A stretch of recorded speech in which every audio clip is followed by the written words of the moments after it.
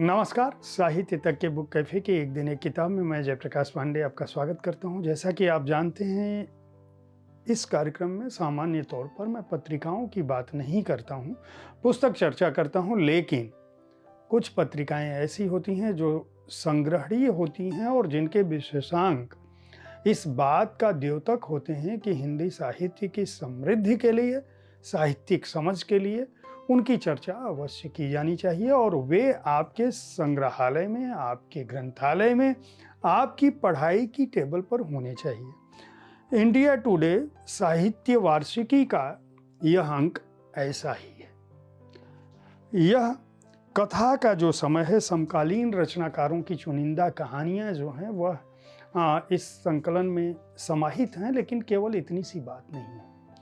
जैसा कि इसके संपादक सौरभ द्विवेदी लिखते हैं कि उन्होंने एक कथा से इसके संपादकी की शुरुआत की है कि एक दिन आधी रात को 1 बजे के करीब हिंदी के बड़े साहित्यकार विनोद कुमार शुक्ल के यहाँ लैंडलाइन पर घंटी बजती है। दूसरी तरफ से कहा गया कि वो बिहार के किसी एक गांव से बोल रहे हैं और उन्होंने यह जानना चाहा कि विनोद कुमार शुक्ल जिंदा हैं या नहीं।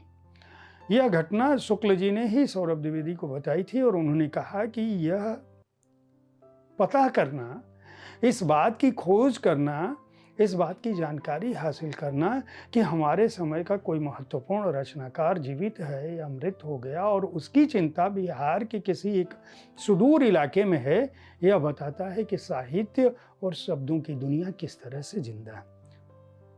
जाहिर है, अगर इस उद्देश्य से इस साहित्य वार्षिकी के विशेषांक का संयोजन किया गया है तो इसके अंदर जो रचनाएं समाहित हैं वे भी उसी तरह की हैं। बहुत ही महत्वपूर्ण यह संग्रह है, इसलिए भी कि इसमें न केवल विनोद कुमार शुक्ल, उदय प्रकाश, चंद्र किशोर जायसवाल, शोभा मुदगल, वरुण ग्रोवर, अमित दत्ता, दशरथ परमार, वैशाली नाइक, अनिल यादव, रूमी लश्कर बोरा, कुणाल सिंह, चंदन पांडे, प्रवीण कुमार, टेकचंद, जमुना बीनी, देव हेम्ब्रम, पार्वती तिर्की, चूकी भूटिया, ट्विंकल रक्षिता, सेल्फ मेड रानी बोड़ो, नाजिश अंसारी, वियोगिनी ठाकुर, शुभम नेगी, अतुल तिवारी की रचनाएं हैं। बल्कि हिंदी कथा जगत के जो महत्वपूर्ण हस्ताक्षर हैं, चाहे वह ओडिया के हों, असमिया के हों, गुजराती के हों, बोडो के हों, उन कथाकारों की भी रचनाएं इसके अंदर मुहैया हैं इस विशेषांक में। इसके अलावा उभरते चेहरे के तहत कोई आधा दर्जन ऐसे कथाकार हैं जिनकी रचनाओं के बारे में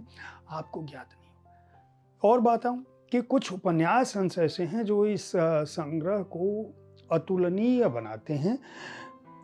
ज्ञान चतुर्वेदी का एक उपन्यास अंश है। इसके अलावा प्रदीप दास, जो ओडिया के बड़े रचनाकार हैं, जिनकी कृति पर सारला पुरस्कार उनको मिल चुका है, ओडिशा का सबसे बड़ा सम्मान, जो भौंकर वंश के बारे में है।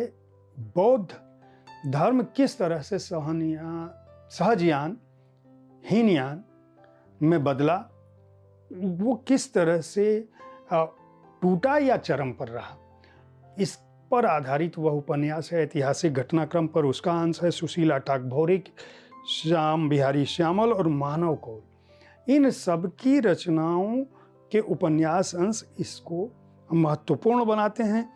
जैसे ज्ञान चतुर्वेदी का है एक तानाशाह की प्रेम कथा, प्रदीप दास के उपन्यास का नाम है चरुचीवर और चर्या, सुशीला टाकभौरे को चुन्नी को क्या हुआ था, मानव कौल का कैथरीन और श्याम बिहारी श्यामल का भारतेंदु ने हरिश्चंद्र से कहा।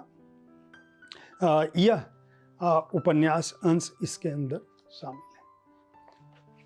प्रतियोगिता अंश भी है और कुल मिलाकर साहित्य वार्षिकी की यह कृति यह बताती है कि अगर आप हिंदी साहित्य के साथ साथ भारतीय साहित्य, शब्दों की दुनिया में हमारे वरिष्ठ, हमारे समकालीन या नई पीढ़ी क्या कुछ सर्ज रही है, क्या कुछ रच रही है, उसको पढ़ना चाहते हैं और प्रतियोगिता खंड में जिन लोगों ने अलग अलग अपनी प्रविष्टियां भेजी और इसमें स्थान बनाया, चाहे वह तापस शुक्ल का हो, चाहे वह राहुल देव का हो, चाहे दूसरे जो नए रचनाकार हैं जिनकी कृतियों पर लगातार बात होनी चाहिए और जिन्होंने सिर्फ अपनी गुणवत्ता से, कमलेश कुमार गुप्ता, इन लोगों ने अपनी रचना की गुणवत्ता के चलते इस